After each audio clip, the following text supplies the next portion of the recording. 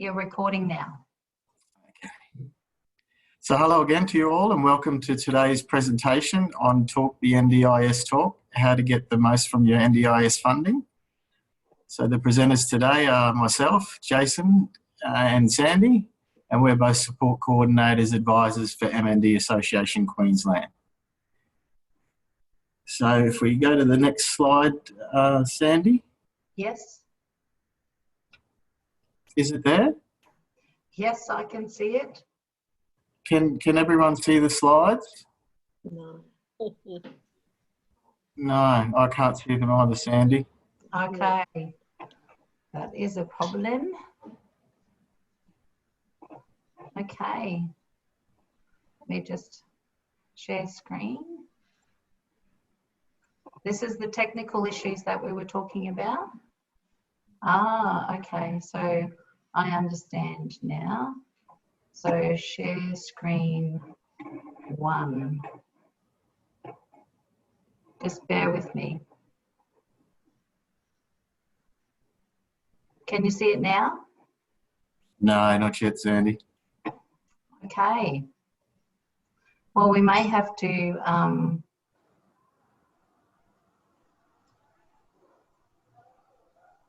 now? No. Okay.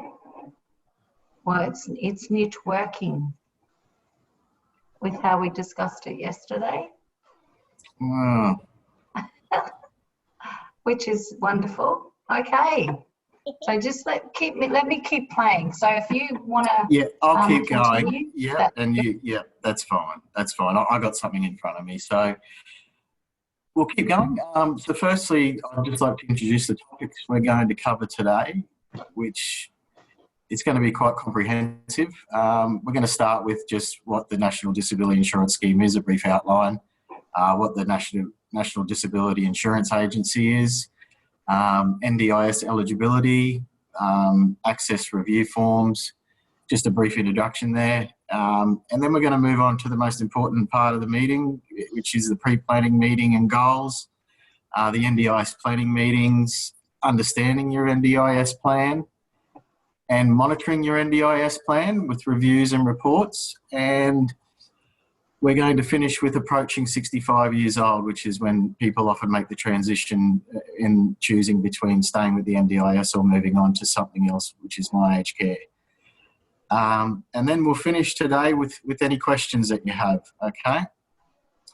So we'll jump right in if that's okay, Sandy? yes, definitely. I'm still playing in the background. Yep, So that's okay. I've got things in front of me and we can put the slides up at a later date anyway. excellent. So what is the National Disability Insurance Scheme? It's Australia's first national disability insurance scheme that provides choice and control for direct funding for people with disabilities, for supports and services in their communities that can help them live their life their way. And a bit of background on the NDIS and how it started. At a meeting of the Select Council on Disability Reform in 2011, it was agreed. Sorry. Everything okay there, Sandy? It is? Okay. Sorry. Sandy, we've got... Sorry. It was agreed to lay the foundations for the NDIS by mid-2013, a year ahead of the timetable set out by the Productivity Commission. So this allowed people with disabilities and their carers to access the support they needed sooner. So they were ahead of schedule, which is really good. So the scheme was trialled in March 2013 at various sites across Australia, with the full scheme rolling out in July 2016. So the National Disability Insurance Agency is the governing body which the NDIS provides the supports and services to people with the disability. So we've seen a lot of changes and upgrades since July 2016, and this will most likely continue into the future. So Participant Service Guarantee was introduced effective just recently on the 30th of the 6th, 2020, and the Participant Services Charter, which includes timeframes and processes set out under the Participant Service Guarantee, which sets out clear timeframes and standards for the key NDIS processes. So the participant charter explains what you can expect from the NDIA. Just excuse me for a second.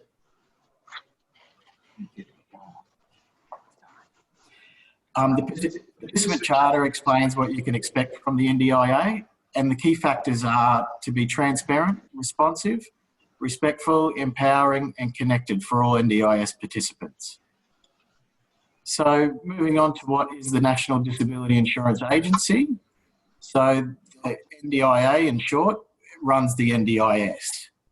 So the NDIA is the independent government organisation that runs the NDIS, and it makes decisions about whether someone is eligible to become an NDIS participant, and if so, how much funding they'll receive. And the NDIA sets the governance for the NDIS and its participants to abide by, and this governance is based on legislation called the NDIS Act 2013. Which basically sets out what supports and services you have choice and control over, and which services are considered reasonable and necessary for the NDIS to fund for participants. So to talk about choice and control and reasonable and necessary, you'll hear that a lot when you hear people talking about the NDIS. They're very important catchphrases. So choice and control is how much the NDIS funding allocates you and how you want and with who you want. So reasonable and necessary is how the NDIS can often limit your choice and control, which we'll go into in further detail later in the presentation. So what the NDIS is not, it's obviously not a funding source for what is the responsibility of another government system or community service. And the NDIS is also not a funding source for everything in your life, only what's related to the person's disability, but unless you can provide evidence to the contrary. So we get back to reasonable and necessary funding, which again we'll go into in further detail in the presentation. So something to remember is the NDIS will provide you with information about what funding support is provided by the NDIS and what supports are not. And you know, you can find that out by going to the website or calling them, or alternatively coming and seeing us, and we'll probably help you out with that too.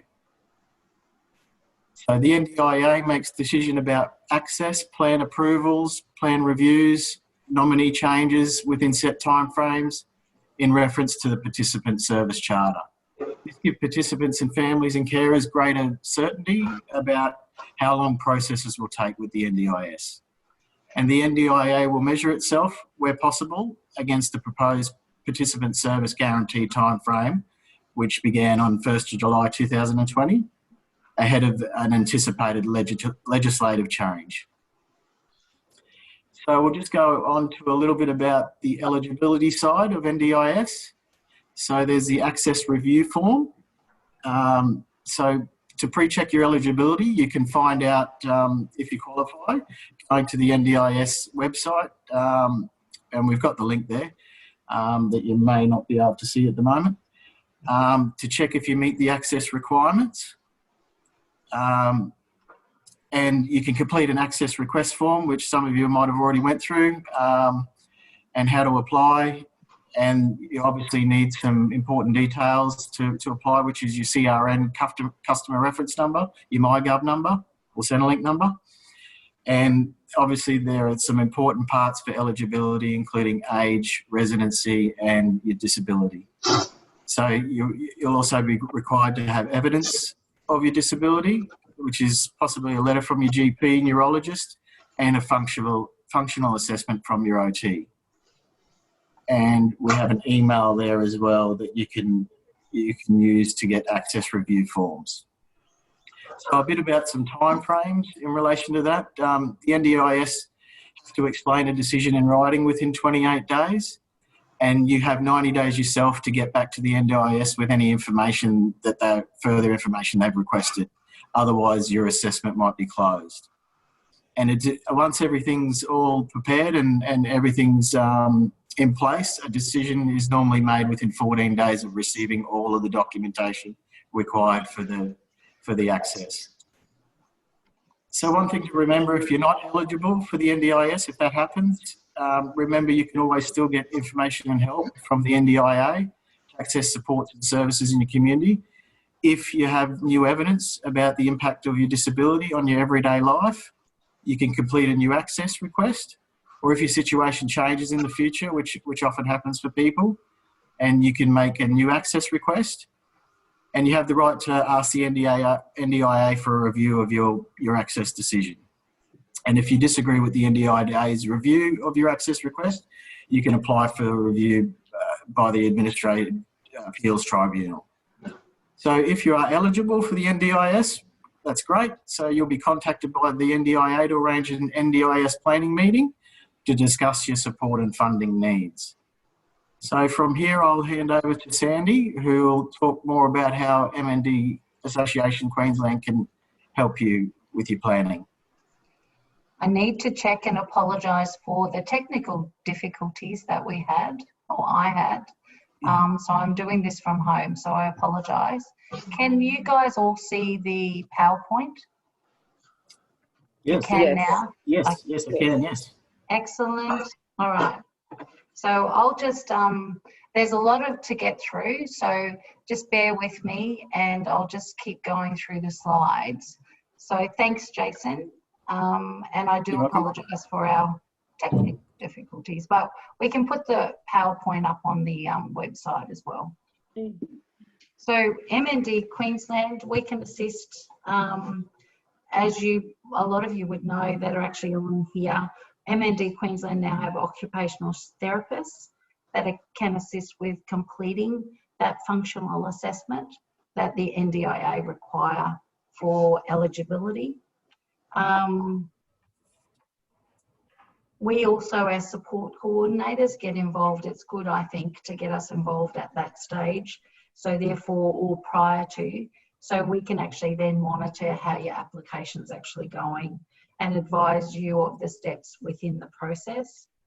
I highly recommend that a support coordinator be with everyone through all of these steps. And I have found previously that if we get involved earlier on, sometimes it can actually progress your application quicker. So the pre-planning meeting, so once your assessment has been approved, then we will have a pre-planning meeting. Most of you on today have had your pre-planning meeting. So again, it's sitting down, writing, having a think about what the NDIA are actually wanting. It gives you insight into the questions that they're actually going to ask as well.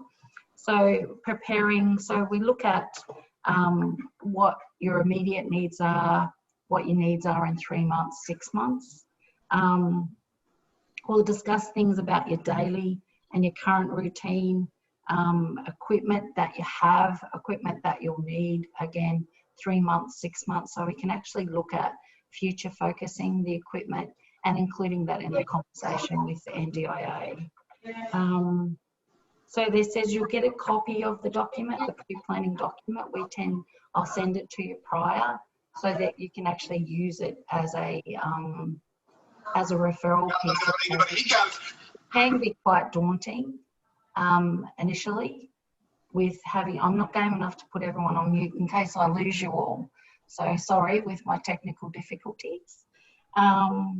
So the planning process involves the NDIA working with the participant and designed to give you a result about the NDIA gaining rich understanding of your current support needs and your equipment needs to ensure that it's a holistic assessment. So they'll ask lots of questions at that stage, which can be quite personal. So the pre-planning meeting is very, very important to actually prepare you for that. Okay, and 3 ways that you can manage your NDIS plan. Again, this is something that NDIA will ask you in their meeting. So you have agency managed, plan managed or self-managed. So you have the option. So again, it's back to choice and control. So the NDIA agency managed will actually pay all of your service providers. They keep records, obviously, of everything and monitor your budget. So with them looking after your plan, everyone has to be an NDIS registered provider. So it sort of limits. If you go to plan managed, so the plan managers really are just your bookkeepers. So you send the invoices to them, your providers will send invoices to them. They will also look at setting you up on portals, dashboards, all of those sorts of things, so you can get monthly statements. You can check out your budget all the time with them. The benefit of that as well, if you choose to go down there, is that they can be NDIS providers, but also they just need to have an ABN for invoicing. So in essence, you sign up with a plan manager and they'll be your back-end bookkeeper paying your invoices and things. The other thing is you can self-manage. I have a few clients that self-manage. But with saying that, then you have to keep a record of all of your invoices. The NDIS can actually audit your books as well, and you keep a record of your budget. As I said, I've got a couple of clients that do that. But the thing is that I think there's $900 that the NDIA pay your plan manager 6 monthly. And to me, sometimes it's beneficial to do that rather than have the worry of having to do it yourself. So these sorts of things are decisions that need to be made prior to going into the NDIA plan meeting, because they will actually ask you that. So again, working with your support coordinator on which plan, where you want to actually manage your plan prior to is really important. 3 areas of funding. So you have the 3 areas within your plan of funding, which is core, capital, and capital building. So your core is virtually for your everyday activities, which is normally within 4 categories. The core budget also can be flexible, so therefore money can move within those 4 categories, which does help. So it's for personal care and support, lawn mowing, gardening, household cleaning, those sorts of things is normally under your core budget. You also have assistance with daily living, consumables, which could be your low cost bits and pieces, your gadgets and things that you buy. So you can claim that through core. Assistance with social and community participation. I'm finding that this is increasing within the NDIS funding at the moment. So that's more getting people out and about with social workers, assisting with groceries, appointments, and all of that sort of thing. And then transport. So there's an allowance within the NDIA that will pay you fortnightly into your bank account if you nominate it through MyGov. That's approximately $68 a month if we get it in a fortnight, sorry, if we get it approved within the budget. So it's definitely worthwhile because that'll help you with petrol and those sorts of things. So that's your core funding.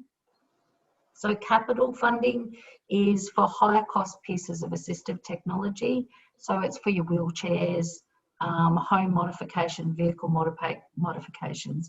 This is not flexible, so it actually has to be quite specific and specified. What normally will happen with capital is that we can have like a budget in there for rental, like a rental composite, which again is something that I encourage everyone to have, and that'll actually pay for when you're renting equipment, trialing equipment. And if we have it in the budget, it's normally about $7,000. Then that's paid for within that.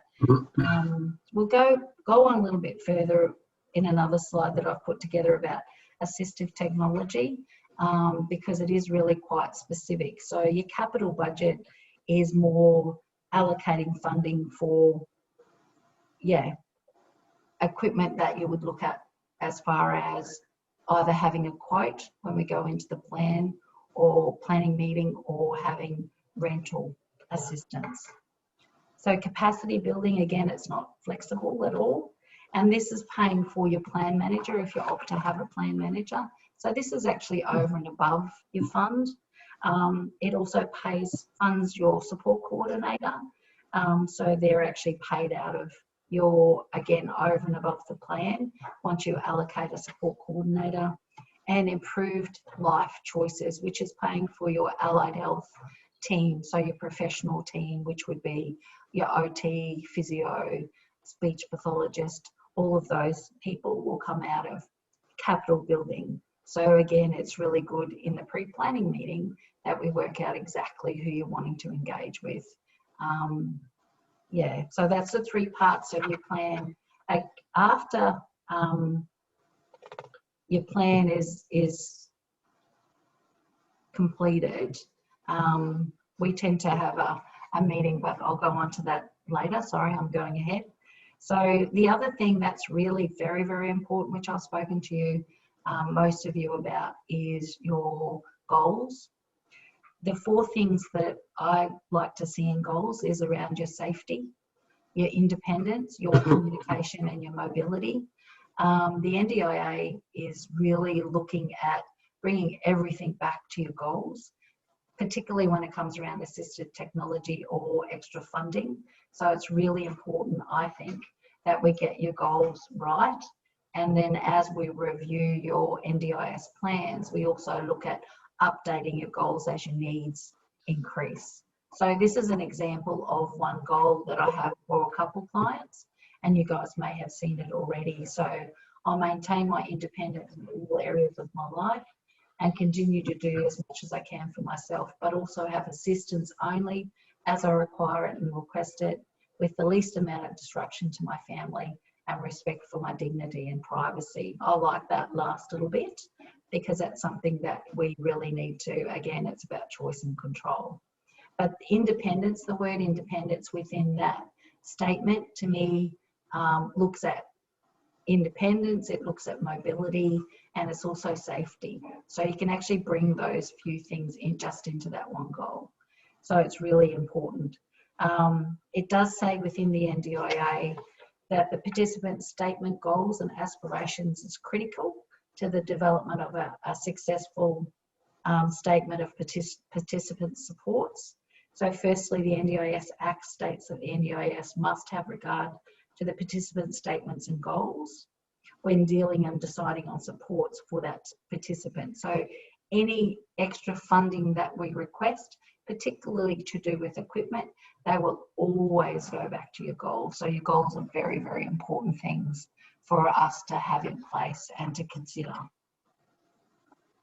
Okay. So the NDIS planning meeting, normally, as most of you will know, they take an hour and a half to 2 hours. Once we get to that stage, the pre-planning document, you need to have that handy because hopefully we've answered most of the questions that they come up with. MND Queensland have put together a pre-planning document just to give you something that you can actually refer back to. Some NDIA planners change it up a little bit.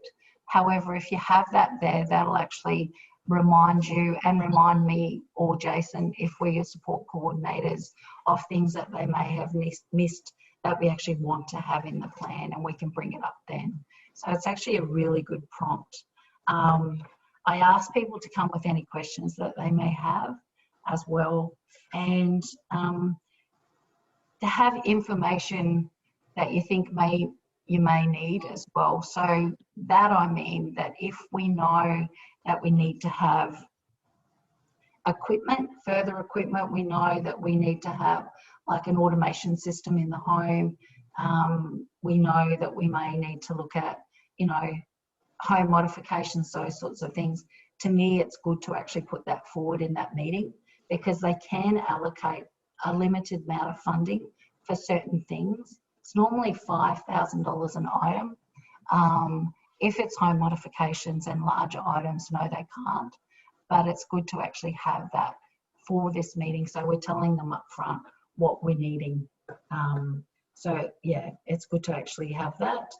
And I would also say with your planning meeting to always have like your partner, spouse, somebody else with you, but stress to have a support coordinator within that meeting so they can actually refer back to that person. The support coordinator can also interject sometimes. I try not to, but I do sometimes, about things that may have been missed. But the NDIS planning meeting is really for the participant. and to engage with the NDIS directly. A plan can take up to 21 days. The meeting can take up to 28 days. This is actually in the participants charter that the NDIS have brought out from the 30th of June this year. So there's timelines that they've actually said now. So if things take longer, we can actually go to them and quote the charter. They'll give you a copy of your plan once it's actually been approved within 7 days. So, and I just stress that it's really important to be prepared for this meeting. You can't take this lightly, because it's, again, if you don't have enough funding in there, we need to do a review. It causes a lot more work. So very important to have your pre-planning meeting done. Okay, understanding your NDIS plan. What are the funds allocated within the 3 areas? What does this actually mean? So bringing it down, what supports can I put in place? What supports do I need now? What supports do I currently have in place? So once your plan actually comes out, it's great to actually get an understanding of your plan. Most of you would know that we do a pre-planning meeting, or not a pre-planning meeting, but a post-planning meeting, I suppose you'd call it. I tend to put up a spreadsheet, and Jason will do the same, to break down and make it real, rather than looking at the total amount. Is what does it actually mean? What does your plan, what can we pay for in your plan for that period of time? So it's really good to understand and monitor your budgets as well with your support coordinator. So at the beginning is to understand your budget. When you're under a plan manager, or even if you're self-managed, or I suppose if you're NDIA managed, you will get a monthly statement.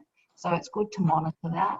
As a support coordinator, we will be monitoring that. We'll keep on top of those sorts of things as well. The other thing that I can't stress enough is don't commit for services that you haven't checked it if it's in the budget or as yet, because then sometimes we can run out of budget money, and that causes a whole world of pain for for yourselves. But we're then guided by NDIS, again, having meetings, and it could be 28 days, it could be longer than that to actually get your plan reviewed. So it's good to actually make sure that there's funding before we commit to any service providers. And monitor that Excel spreadsheet that we put together for you, because then it gives you insight in what we can have and what we can't have. And it makes it a bit real, I feel. So MND Queensland, we recommend 6-month plans, which I've spoken to most of you about. So 6 months is a case of keeping on top of if your MND is progressing, so your needs, because your personal care needs may be different now to in 6 months' time. So it's a good time for us to actually revisit things for you. Your needs may increase, so therefore there may not be sufficient funding for the next 6-month plan. So it's something that MND Queensland has worked in conjunction with MND Australia and put a document to NDIS, and that's what we recommend. So we need to be able to support this decision. So let me just read. Yeah. So another thing, again, which I think I've said already, is that you always need to work with your support coordinator regarding services and costs, and shouldn't commit to service providers without checking that there's sufficient fundings in your plan. So it'd be a 6-month plan that we recommend. We recommend being brought into the conversation with the NDIS early, so therefore we can sort of help and push things along as well. So getting involved there and working together at the early stages. Next one is assistive technology. Okay, so assistive technology, as we said before, is around really your equipment and gadgets and that sort of thing. So there's 4 levels of funding under your NDIS plan. Level 1 and 2 are considered low cost. So that's normally within your core budget, and that can be up to $1,500, not per item. It's for the period of the plan, so for 6 months. There is some wiggle room there, but normally it's up to $1,500 per plan. So they're things that you can actually, if you're wanting to buy things, you can get invoices for and claim back to your plan manager or claim through your self-managed fund. Level 3 and 4 will require trials and assessments. So level 3 and 4 is something that the NDIA have said if there's risks associated with it. So again, it's a case of with that we need trials to be done. So part of that will come out of your budget for your rental component, and then there'll be assessments done by your allied health team, which will be your OT, physio, speechy, and then you've got your higher level of complexity, which is normally your home modifications. So there's 3 parts that everyone needs to, 6 things that writing an assessment that your allied health team need to be aware of, which if it doesn't meet that, then that's when we have problems and pushback. So we need to, again, look at your participants' goals and how this piece of equipment is going to achieve the goals. We need to look at the social and economic participation. So how will this piece of equipment, say, be meaningful to you? Offering value for money. Again, so what other alternatives have been considered? Effective and beneficial support is what, so it's evidence-based. So your allied health professional would need to look at evidence to support that piece of equipment with people with MND, for example. The reasonable expectations of care. So with us buying that piece of equipment through NDIS, is it reasonable that we would think that that would be something that we include or that NDIA funds? And the other thing is, you know, potential funding from other sources, whether it's Queensland Health or whatever. But all of those 6 things need to be put into that assessment piece before it goes to NDIA. So it's quite a lot of work for the allied health team to get things in the level 3 and 4 assessments completed to get to the NDIA for approval. So home modifications, just so that you know, because most of our MND clients will require home modifications. So the primary focus is to facilitate activities of your daily living. Again, that's part of independence and being safe in your home, back to your goals. So the primary focus is on the person's bedroom, their living area, their meal area and their bathrooms. That's straight out of the NDIA guidelines. Simple home adaptations, are considered low cost. And then you've got minor home mods, which is non-structural. And then you've got complex home modifications, which normally would be, you know, your bathrooms, wheelchair access, those sorts of things. That's considered complex if it's over 15,000. So with that, we need, again, your allied health, your OT would walk that through with you. We need to have itemised, detailed invoices, the stages of build and the viability of the changes to your property. So it can get quite detailed, but very important, I think, that you guys know the different stages for that, for your funding before it goes to NDIA. So monitoring your NDIS plan, again, if you choose to go with a plan manager, most of them have dashboards, monthly statements. Through Proda or MyGov, you can actually see how much you've actually spent on your budget. So you can monitor that yourselves as well. But I suggest, and I think it's very important, that you work with your support coordinator around that. Because again, you guys have got enough to worry about. It's up to your support coordinator to be monitoring that, I feel. NDIS plan reviews, Jason sort of touched on it a little bit. During your plan, and it will be in your plan, that there's two types of reviews that or reports that are required to be written. So that's anyways, yes, I've written that incorrectly. I should have changed that. So what it is a post-implementation report, and that's normally done within about 8 weeks of the plan coming out. So no, I'll go back. I'm sorry. So when we have a plan review, I do apologise. What I do is I'll actually ask your allied health team to write a report to support change in your mobility, safety, communication. We refer back to your personal goals, again, very important. And then I put together an end of plan report that's completed by a support coordinator. Both the allied health team report and my report will go to the NDIS in preparation for the review meeting. So it'll preempt the conversations that will happen.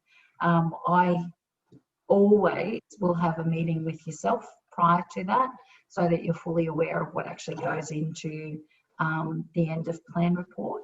So it's transparent between yourselves and myself. So we're fully aware, again, we're preparing for that review. So this is an existing plan that we're going to actually review.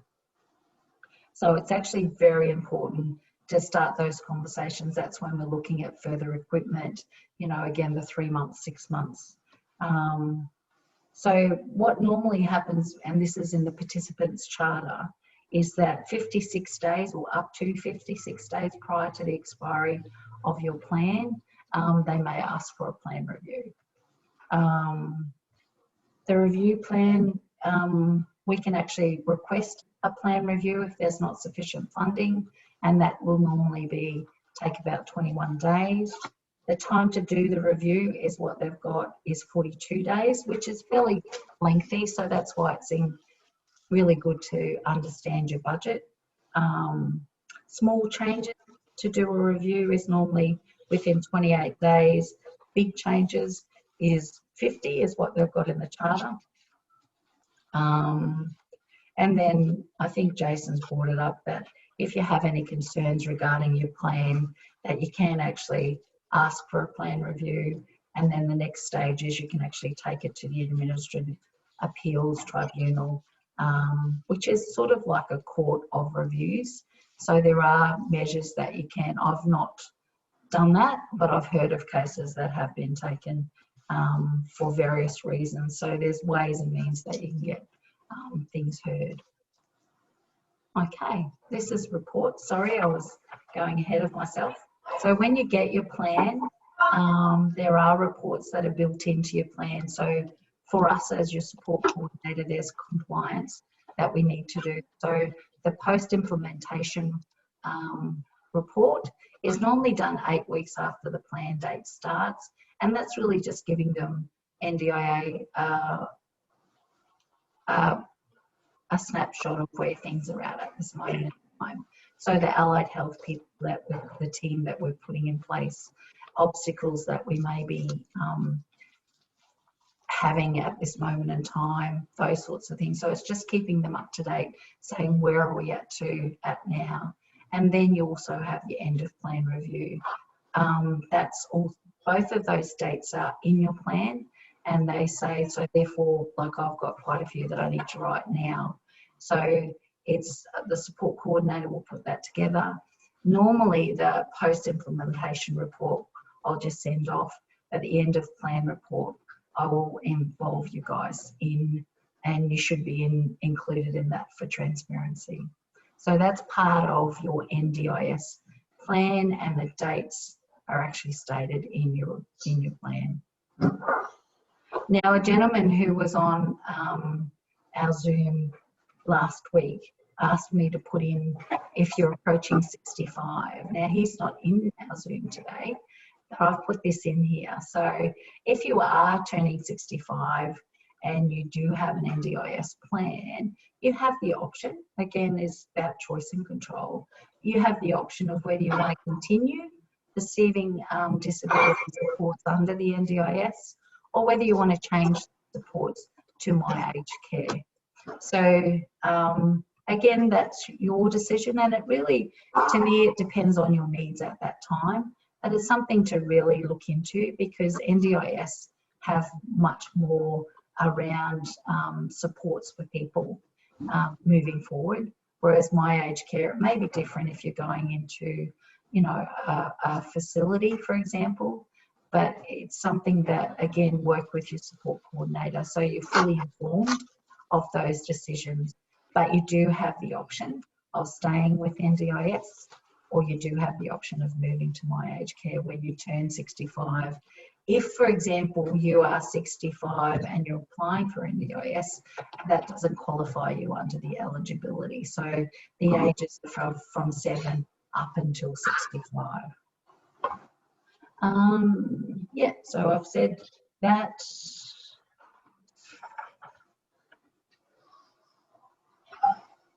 Again, it's really about you having that choice, but it's definitely when we know that you're getting up to 65 years, it's having those conversations and working out what your needs are and which is better suited for you. So being fully informed about that. So I have now spoken for a very long time. Hopefully everybody is still awake. This is I put this on all of my slides. Remember to look after yourselves, because I think that's very important for everyone, and we tend not to sometimes. So now I'll just explain about MND Queensland and the services that we offer, and then we'll go into questions. Hopefully I haven't spoken too quickly, because I tend to do that. So MND Queensland is, we offer basic counselling and support for our clients and our families. We also have care coordination, so support coordination, so which a lot of you are aware. So we support you through your NDIS journey. We also have our advisors as well on MND and understand what happens to clients in their MND journey. So we refer you to services depending on what your needs are. We interact with various health providers. So down here on the coast, I work quite closely with Queensland Health and the hospitals. We offer all sorts of supports. We have like these groups that we've started since COVID-19, but I really think that they will continue. We offer advocacy. If you're wanting somebody to advocate for you, there's a process that we can get involved in. We still have offered home visiting during this pandemic. If you request that, we still go out to people's homes. But the important thing is that MND is the only MND specialist service provider for Queensland, so MND Association Queensland. MND is a state association working as part of an alliance with the other states across Australia, so we often have meetings and training with other providers. Sorry, I've just muted Barry. Barry, I've just muted you, sorry. MND Queensland is a member of and an advocate with MND Australia who make changes and have a voice for our MND community across Australia, so not just Queensland, but nationally. And MND Australia have an alliance with the MND Research of Australia, both nationally and internationally, which keeps us up to date with any research that's happening nationally and also globally. So we get involved in quite a lot of things. There's a few pieces of work that's being done with MND Australia as well about putting a voice to the government of how things are impacting our community. So I just thought I would put that in there. There's our email addresses if you need to contact either Jason or myself. So now we'll go into questions. So I see that most of you have muted yourselves, which is excellent, thank you. But if any of you have questions, if you want to just unmute yourself, and we'll answer any questions that you may have. That was a lot of information, so thank you very much for being patient. But let me know if you have any questions at all. Something that I've found, can you hear me? Yes, I can. Oh, good. I just find it hard to read the budget sheets and things. Yes. And I normally come back to you, Sandra, and just clarify things. But for example, Kerry, my partner's OT, is looking at hiring a power wheelchair, and I can't find in the MyGov portal what his rental budget is left, and it's not on the plan manager's monthly report either. And so I just come back to you. And definitely do, because sometimes it really isn't that clear. So if you come back to us as support coordinators, I'll then go to your plan manager, or I'll look in PRODA, because we see different things, which is Really? So yeah, we can see different things. If you've given us authority to look at your plan, I can see what's actually been spent on your plan on the NDIS website through PRODA. So I go through MyGov. I don't know if can I go through NDIS, or should I be? No. So yours is MyGov, so it's similar but different, if that makes sense. So I can look straight into PRODA and find out where your budgets are at. So it's definitely worthwhile. If anyone's questioning anything, just send me an email or send Jason an email, and we'll look into it just to make sure that there's sufficient in your funding to cover that. Yeah, it's not a problem. Yes, takes the pressure off. You don't have to worry about that. I think you don't have to worry about those sorts of things. Yes. And I think it's great that you're actually thinking about that before you're engaging in services too. So we can check your budget and have a look and let you know how you're tracking and then go from there. I think that's great. Yeah, well, previously I have gone over, and so I'm trying not to do that. And but the report that I get from the plan manager each month doesn't. I don't find it very useful. Well, it's semi-useful, but it's okay as long as if I go over, then the world's not going to end, then that's okay. No, the world will definitely not end, but we won't. Actually, it's funny, I had a look at the report, Kara's report this morning, so I understand exactly what you're saying about the plan manager's report, but it's something that, we can work with you on. And that's up to the support coordinator to monitor your budget so that you don't go over. So we will start looking at having a plan review prior to that. So hopefully that doesn't happen.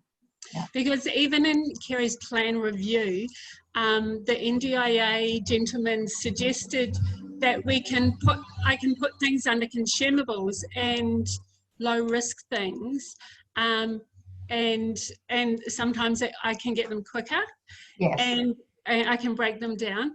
But then I was actually finding I was going over in my consumables because I was getting these quite expensive low risk items. And then I was going over. So, but it's all right. And that's why it's about 1,500 for the plan that you can have in there. Sometimes it can go more, but that's worthwhile looking at. So it's really just for little gadgets and things. So it's something again to be mindful of. Excellent, thanks, Deb. So has anybody else got any questions at all?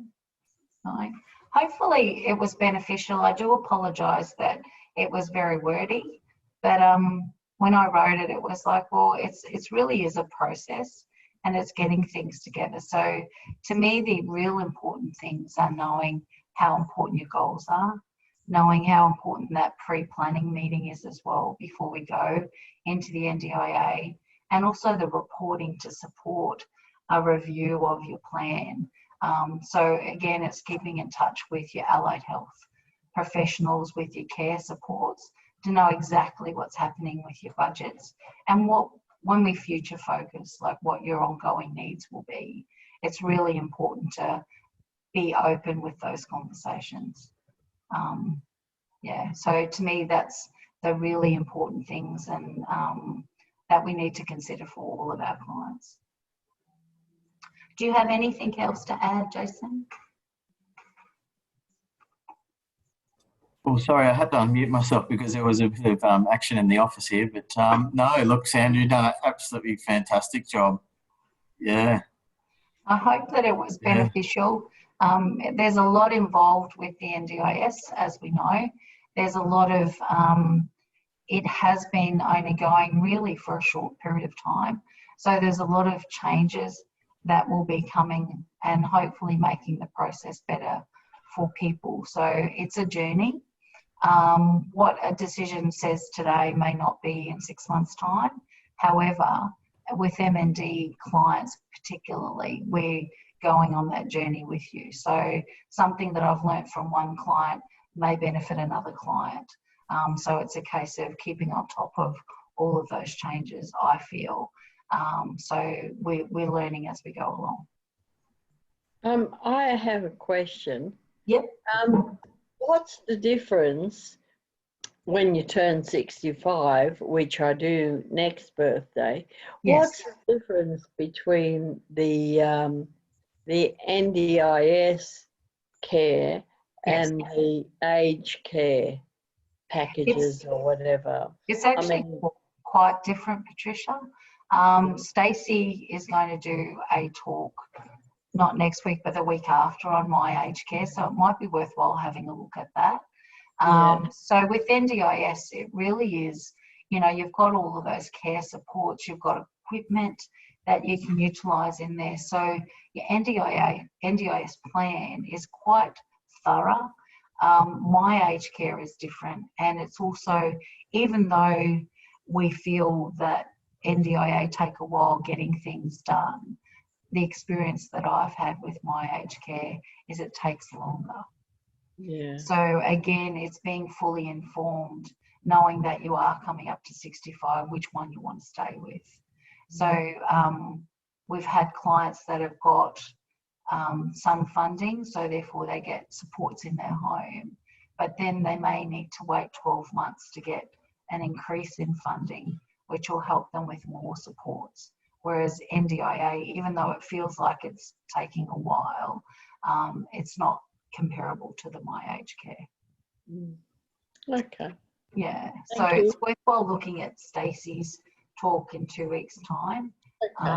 And again, it's a case of looking at what your needs are and which one best suits you. But they give you the option to, you can stay with NDIS if you choose to. And to be honest, it gives you more things. Okay. Yeah, Thank you. that's okay. So is there any other questions that you have? Okay. Well, we may wrap it up for today. So again, thank you. And I do apologise about the technical issues that I had this morning. But it's the first time I've actually recorded and done this solely. So with the help of Jason, but solely doing the bits and pieces myself. So, you know, thank you for your time. Hopefully it was beneficial. It will be saved on our website for you to have a look at. Normally it's within 24 to 48 hours. So yeah, hopefully it was informative. So thank you everyone. Thank you. Thank you everyone. Bye. See you. Bye. Bye. Thank you. Bye.